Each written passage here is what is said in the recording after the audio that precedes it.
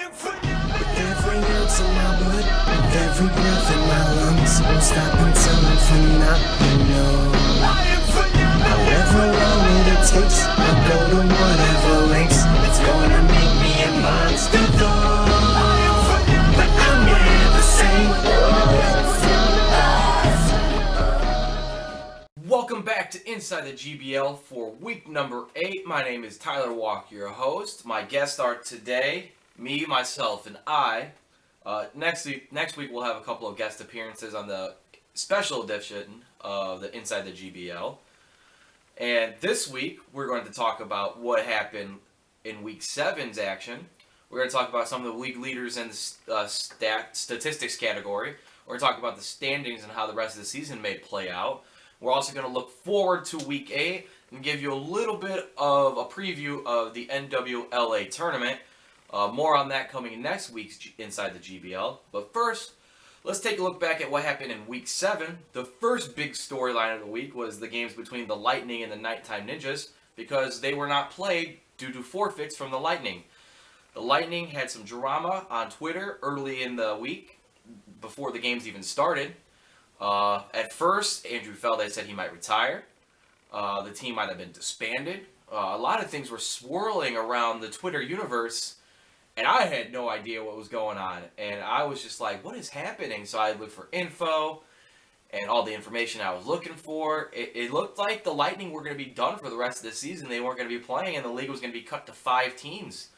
But luckily, that did not happen thanks to a 3-team trade between the Bird Gang, Taco Drivers, and the Lightning. The Lightning will receive Cole Felde, Andrew Felde's brother, in a trade from the Bird Gang, and then the Bird Gang will receive the first-round pick from the Taco Drivers, and the Taco Drivers will not be getting anything back in return because they are just trying to help out the league to make sure all 6 teams are ready to play each and every week. So we want to appreciate the Taco Drivers' efforts for doing this for us. No, you're not going to get back much, but this is going to help the league this season. So I don't know what happened this league, but Jeremy Radishak, our commissioner, had a little bit to say on the matter earlier in week 7. Here, take a listen. What happened today with the Lightning? Can you give us some insight on the drama that was unfolding earlier before the game started? We're supposed to start. Yeah, the Lightning have been struggling to get 2 people here to the field pretty much every game day, and I found out today that they weren't going to have 2 people, and I didn't want them to forfeit. I'm kind of getting tired of it happening. It's not really fair to Andrew Felde for someone who's so dedicated to not be able to come out here and play. So I wanted to make a change just so he could start playing games. But luckily, some of the teams were able to work a deal out, and now they got him another teammate with his brother Cole. All right. Do you think they're going to be here every week from now on?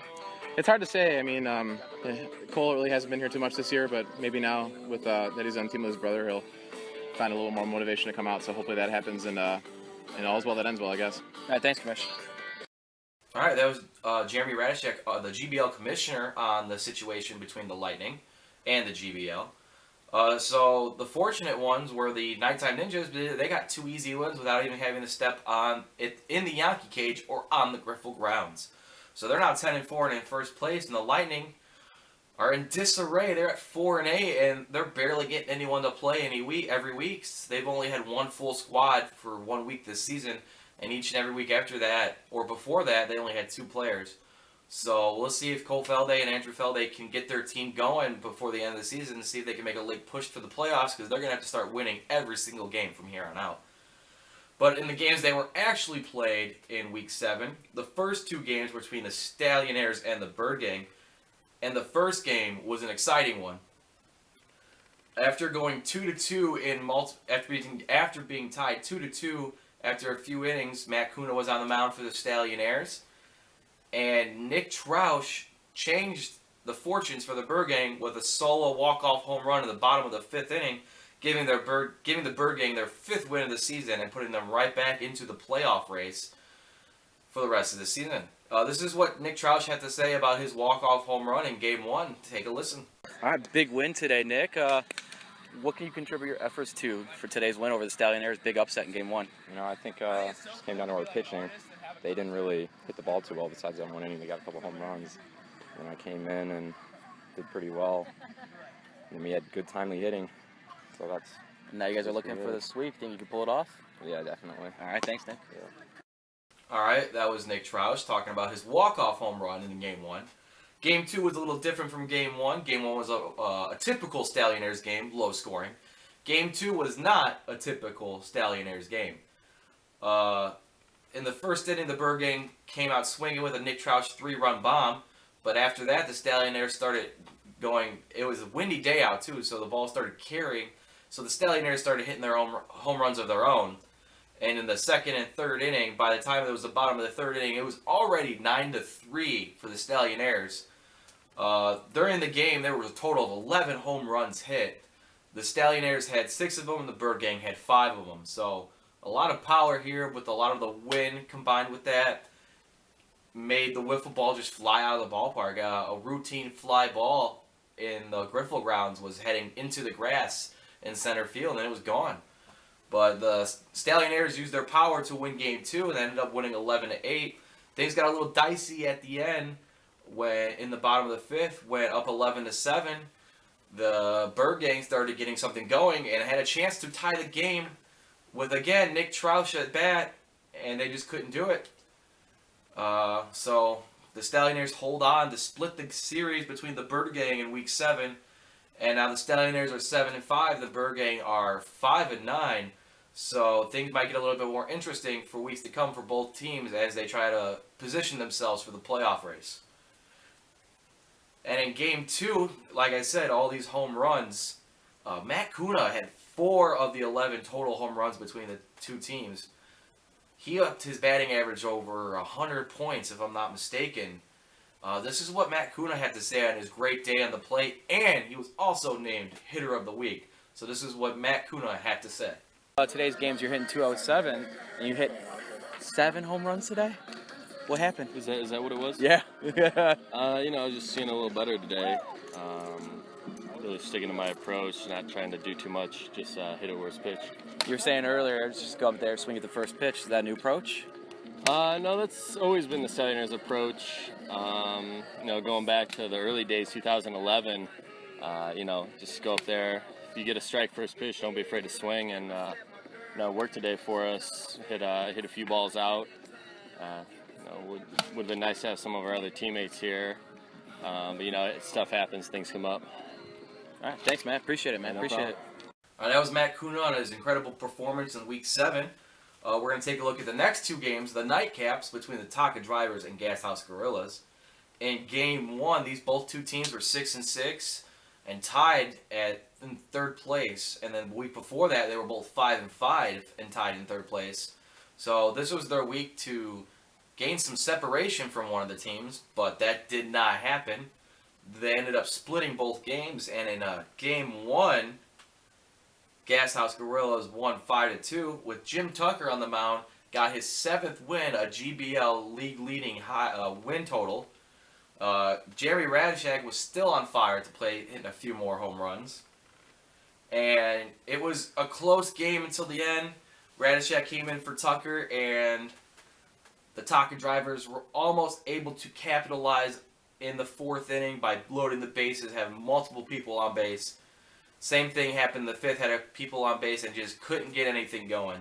The Gashouse Gorillas ended up winning Game 1 5-2, and Jim Tucker is one of the main reasons why the Gashouse Gorillas are 7-7 this season. This is what he had to say about winning his GBL league-leading 7th game. League leader in wins. How do you feel about it, man? I feel pretty good. It's a credit to our offense. Rat carried us.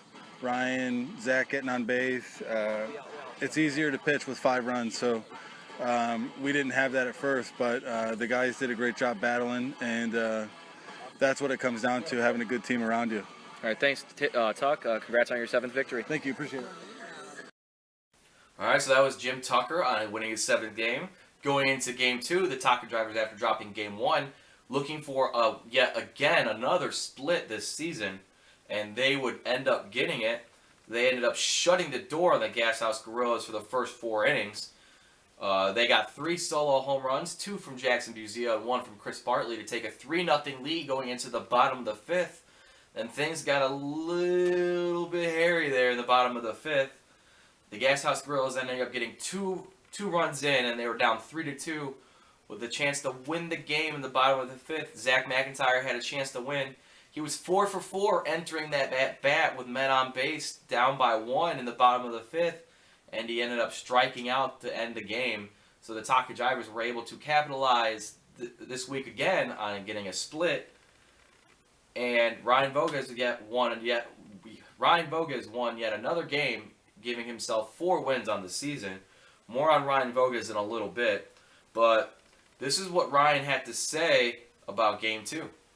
Close call there in Game 2. Oof. Can you tell me about Game 2?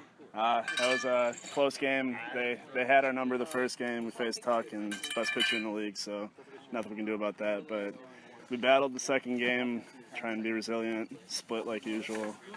Just style. Another split. Yeah. But guess what? Still 7-7, and so is the team you just played. So yeah, we're trying. We're trying to get in the playoffs. That's all it's about. Good luck in the rest of the season, Ryan. Thank you. All right, that was Ryan Bogues on Game 2. So this week, the standings are as is. The Nighttime Ninjas still sit in first place at 10-4 and are still at number 1 in my power rankings. In second place, the Stallionaires are 7-5 and also at number 2 in my power rankings. The Gas House Gorillas are tied with the Taka Drivers in third place at 7-7, and the Taka Drivers are 3rd in my power rankings, and the Gas House Gorillas are 4th in my power rankings. And in 5th place, the Bird Gang finally getting out of the cellar. They are 5-9. They are still in 5th place in my power rankings. And then last, we have the Lightning, who are 4-8 and are also in last place in my power rankings. I have a little bit of the league leaders for the major 6 categories. The batting average leaders will go as Jackson's got a batting average of .475. Closely behind him, only behind by .001 is Ethan Arve at .474, and then Lucas Baker from the Bird Gang is at .461. The home run leaders, we have a new home run leader this week. Jeremy Radishek has 15. Right behind him is Ethan Arve with 14, and Matt Kuna with 9 after his big performance last week is in 3rd. The RBI leaders, Arve is still on top with 43. Jeremy Radishek has 35 in 2nd, and Jackson Buzia has 23 in 3rd. The pitching side, the ERA leader is Jim Tucker with 1.73 ERA. David Kunapasic follows him with a 1.79 ERA. And Nate Bryan right behind him is his fellow teammate with a 2.50 ERA. Our strikeout leaders this season on the pitching mound is Jim Tucker with 29, Ethan Arve with 28, and Jeremy Radishek with 27. So the pitching strikeout leaders is going to be tough for the rest of the season because they're all within 1 of each other from 1st to 2nd and 3rd place. And wins and losses on the mound this season, Tucker is 7-1, Bogues is 4-3, and Mike Kabaki Jr. is 4-2. And to be considered in these categories, you would have to have played at least half of your team's games. So if you're wondering why some of the players are not on there, they haven't played in half of the team's games thus far this season. So those are our league leaders going into week number 8. So let's talk about week number 8 coming right up this Sunday, July 12th. The first 2 games at 3 p.m. and 4 p.m. will be played between the Taka Drivers, who are 7-7, and the Stallionaires, who are 7-5. This will be played at the Yankee Cage, in case the tennis players don't want to kick us out. Let me rant for a second here. When I showed up last week for week number 7, I saw the Taka Drivers practicing at the Yankee Cage. And all of a sudden, these tennis players came from the pavilion over on Shepherd Park and just decided to tell the Taka Drivers, basically, word for word, get the fuck out of the tennis cage to play tennis. Like, seriously? I know we're playing wiffle ball, but they were already there first. Like, they didn't even ask for what I've been told. That was some bullshit. I'm sorry. That was insane. So let's hope these tennis players can go find another tennis court because they do not belong in the Yankee Cage. So let's get back to the action for week 8 when the Taka Drivers are taking on the Stallionaires in the first 2 games. Can Matt Kuno's momentum carry over from week 7 to week 8 after struggling in the season on the lawn chair at the plate this season? He turned it up last week. He got 6 home runs total. And let's see if the Stallionaires offense can follow, because the Stallionaires offense has been struggling this season besides last week. So let's see if Matt Kunin can get his team jump started. Let's see if the Taka Drivers can win 2 games in 1 week for the first time this season. If they can, they'll put themselves in great position for an easy playoff berth. But if they can't, they're going to be struggling with the Bird Gang just chirping right behind them and Gas House. So we'll see if the Taka Drivers can win 2 this week. The last week, the Stallionaires pitching also gave up a season-high 11 runs in 1 week. So that's news for them. So that means that they are vulnerable on the mound. So we'll see if the Taka Drivers can take advantage of the Stallionaires pitching staff from what happened last week coming into Week 8. And then some news on the injury front. It looks like, I don't think he might be injured, but the Taka Drivers are going to be saving Ryan Voges for the playoffs, so he will not be pitching for the rest of the season. It's a very bold move for the Taka Drivers. That might mean that Mark Mesnikowski will be coming back and getting some innings for the Taka Drivers, and also Chris Bartley and Jackson Buzio will be getting the rest of the innings for the last 6 games of the season. My prediction for these 2 games, I think that's going to be a split. I believe the Taka Drivers will win Game 1 4-3, and then the Stallionaires will win Game 2 7-5. Again, yet another split for the Taka Drivers, and the Stallionaires are yet holding ground, still staying above 500 going into Week 9. The next 2 games are at 5 p.m. and 6 p.m. We have the Gas House Gorillas 7-7 taking on the Lightning 4-8. We'll see if these games get played. I don't know if the Lightning are going to be here this week. It's been iffy every week. They've had different players every week. We know Andrew Felde will be there, but will his brother join him for the Lightning coming up in Week 8? If they can, they could be a good duo together, but they're going to have to go against one of the better teams in the league in the Gas House Gorillas, who have struggled this season at 7-7, but you can tell they're still one of the most dominant teams in the league the way they hit and pitch. They've lost most of their games close by 1 or 2 runs, so it's going to be tough for the Lightning to try to get these 2 games. But so will this trade bring new life back to the Lightning? We're going to have to find out in Week 8. I don't think it's going to matter. I think it's already too late. The Lightning have dug themselves a hole. They are now 4-8 on the season, so even a 1 win this week won't help them very much. And speaking of the Gas House Gorillas, Jeremy Radishek has been carrying the Gas House Gorillas offense the last few weeks. He has been absolutely on fire. He has taken the home run lead away from Ethan Arve, and he's up there in the top 5 in batting average. So he's definitely carrying their offense. And on the pitching side, Jim Tucker is carrying their pitching. So you have Radishek on offense and Tucker on the mound. It's a good combo going into the playoffs.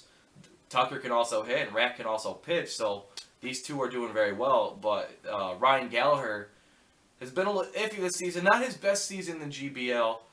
Earlier in his career, he had one of the better. He was one of the better players.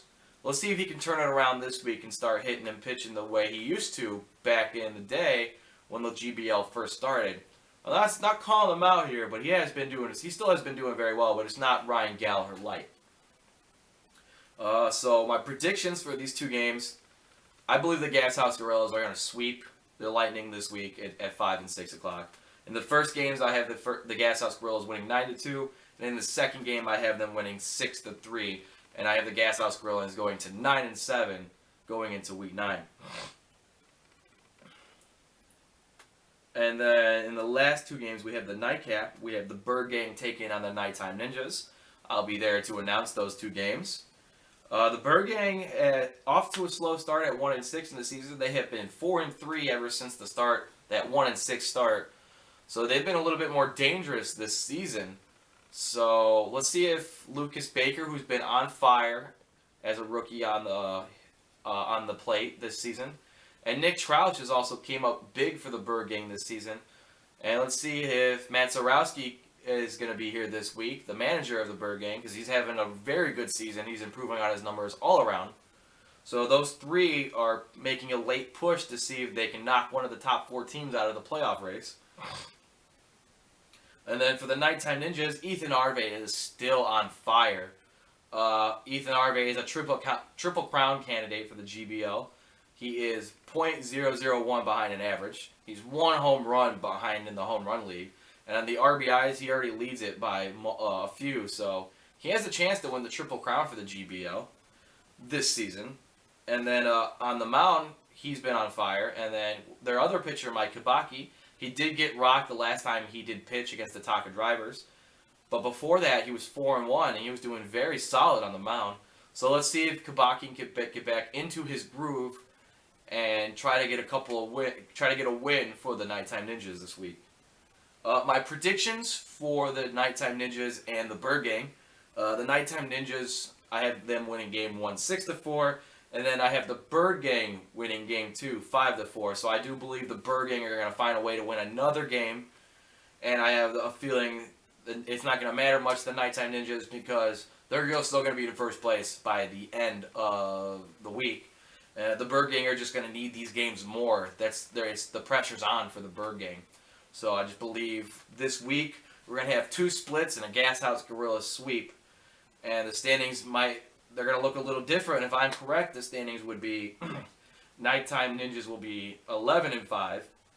The Stallionaires will be 8-6. The Gas House Gorillas will be 9-7.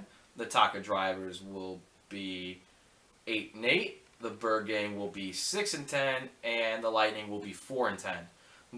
That's my predictions for going into Week 9. And to end the show, we're going to talk a little bit about our NWLA appearance in about a week and a half. The Griff Football League, at its official name, the GBL Celebration Station. They changed it at the regionals. It was the Paw Chests. Now it is a Celebration Station. I don't really know about the name. I like it. It's fun. But I have no idea where it came from. It was interesting. It's going to be weird. The Celebration Station. Different kind of name. It's maybe a party atmosphere. So we're going to be partying when we win the NWLA crown in a couple of weeks. That's what I think, but I'm supposed to think they're supposed to win. So, but our roster was also announced. I posted a blog on the Griff Football blog. We have Jeremy Radishak, Ethan Arve, Matt Kuna, Nate Bryant, Andrew Felday, and Ryan Gallagher all going to Ohio in a week and a half. They went 1-3 in regionals, so we're hoping our team can take home the crown. I think they can. So let's see if they can prove on their pitching and hitting numbers going into the national tournament. And that's all I got to talk about for Week 8. Next week, we have an Inside the GBL NWLA edition. It's going to be a special one, so we're going to have a couple of videos in the next week for Inside the GBL. And we're going to talk to some of the players, get some quotes and interviews from them for the Inside the GBL NWLA edition. So we'll see you next week to talk about this. You guys have a great day. Thanks for watching, and Wiffle out. So a nigga with half the cash, I'm a little sicker, quicker than you figure. I make a shipper bigger than the winner. If you half-ass delivering, I'ma eat your dinner. Better than mine, I mean other guys. I jump around, so do that mean I'm rubberized? Me and I mask, meaning me murderized. We beat 'em till the big guns, Speed on. If you wanna go with us, speed